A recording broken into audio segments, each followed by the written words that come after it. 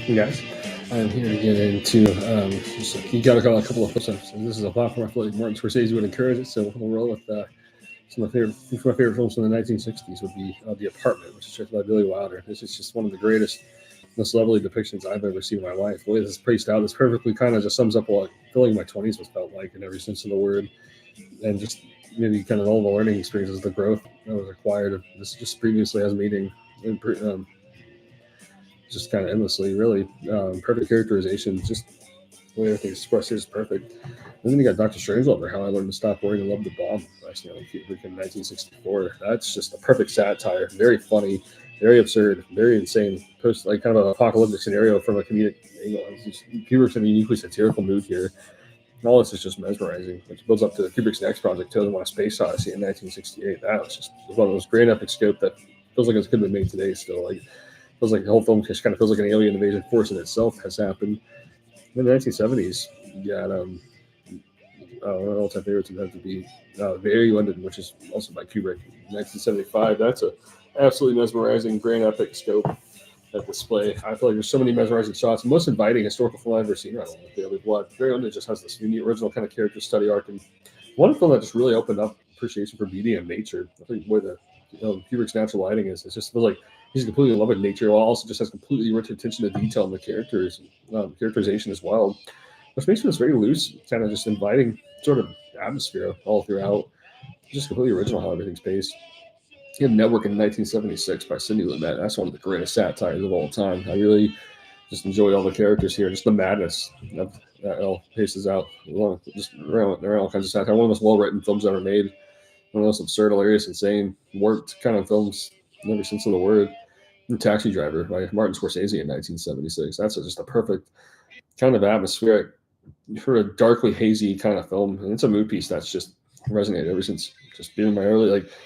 I really loved it a lot. Like growing up, and I feel like seeing my 20s is just in bit more and more. And now in my 30s, this is just one that just washes over just more and more. It has more and more meaning, and it always feels different upon every viewing. It's one of the subtle, hypnotic, hazy atmospheres I've ever seen in a film. The way all this plays out is just uniquely personal. I think that's what Scorsese has about it. That's so great. It's so personal the way it all feels, the way all this paces out. It's just nothing quite like it.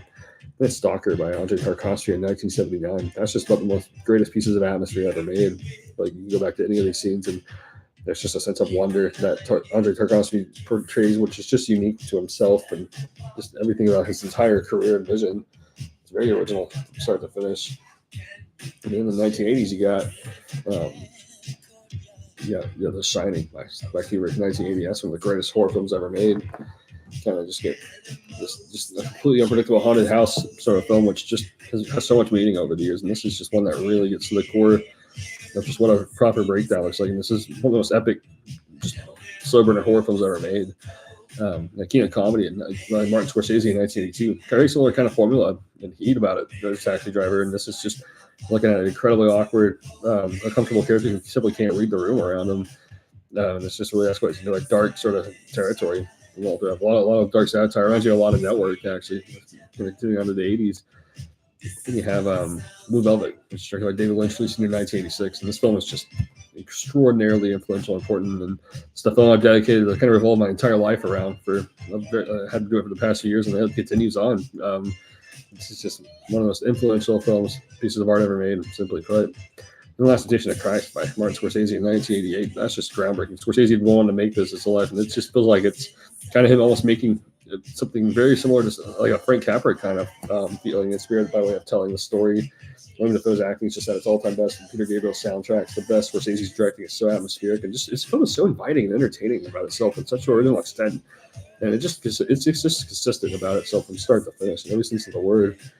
Yeah, in the 1990s, yeah, Twin Peaks: Fire Walk with Me. That's about the most rewatchable, fascinating, insane psychological horror film ever made. I feel like David Lynch is just really looking right directly at a tormented atmosphere, from a completely sincere, heartfelt angle. There's all kinds of surreal imagery and moments and scenes that just you always just go back to it. It reveals itself as more upon every single time. And then you have Jackie Brown in 1997 by Quentin Tarantino. It's remains my favorite Tarantino project. It's just the most subtle one he ever made. You have all the rich, deep character development and suspense value that I love about all his films. And here's just the writing. It's just particularly just on a good, like, it feels focused yet very laid back about itself, and that's just I absolutely love the atmosphere this whole film conveys. It's really a mesmerizing one. You have Eyes Wide Shut, which is by Stanley Kubrick, 1999. That's just the most haunting, most powerful film that been made in the 90s. I feel like ultimately this is just such an influential, timeless piece of filmmaking. Very episodic, and just Tom Cruise's characterization. All this is just yeah, it feels like a film. I grew up obsessed with this film, and I don't know. It's like it just keeps increasing, brewing with age. That way, all this is told and paced out, episodic structure, and just it feels like it's just kind of a day in a life that's hazy and warped, nightmarish, mysterious all throughout. Yeah, Magnolia by Paul Thomas Anderson in 1999. Now that one is just directly from the heart from start to finish, and the most epic 3-hour odyssey of P.T. Anderson's filmography. This is a perfect one. Very heartfelt, very rich in characterization, epic scope. You just really get close up and intimate with all the characters and all these moments as they unfold. The best writing. It's so inviting about a tone and its energy from start to finish. That's a perfect one. In the 2000s, you got Mulholland Drive, which is by David Lynch in 2001. That's just one of the greatest pieces of surrealism ever made. It almost was like technically speaking, probably Lynch's most powerful statement he's ever made. This is a really intense, gloomy film. Feels dreamy for like the first 2 hours, and then it kind of shifts gears and takes a really dark twist and turn in the final act, you could say. And it's just really mesmerizing how Lynch gets there. But it's like it follows just dream logic. That's just like, even if it's like a very abstract plot, it's like somehow very inviting and easy to follow, kind of in a very surreal, subconscious kind of way. It just kind of it just invites a very dream-like logic about itself. And this is so original. Yeah, Punch Drunk Love, which is by Paul Thomas Anderson in 2002. That's just a perfect piece of grand filmmaking, which you just kind of get this really slow pace, very detail-oriented kind of film about raw anxiety and just kind of Adam Sandler as he just kind of ends up finding something along his journey that completely calms him down from anxiety. This is just a perfect depiction. I absolutely love all the takes, the colorful imagery, the scenery. It's just one of the best of all time.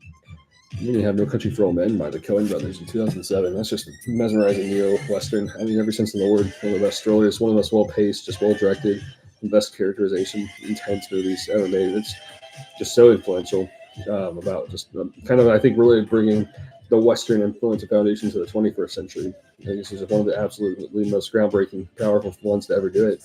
Right along with The Only Blood by Paul Thomas Anderson. That's just groundbreaking neo-Western of its own entity entirely. I feel like Paul Thomas Anderson just invented a new language and a force that's, yeah, I consider this the most inviting historical film ever made. It's just kind of feels like it's a horror film disguised as a drama. Very disturbing, very like earth-shattering how the soundtrack reaches out all these scenes, the imagery, and how it reveals itself as a new film every time, despite having seen it many times. It never gets old whatsoever. And it's just groundbreaking stuff from start to finish.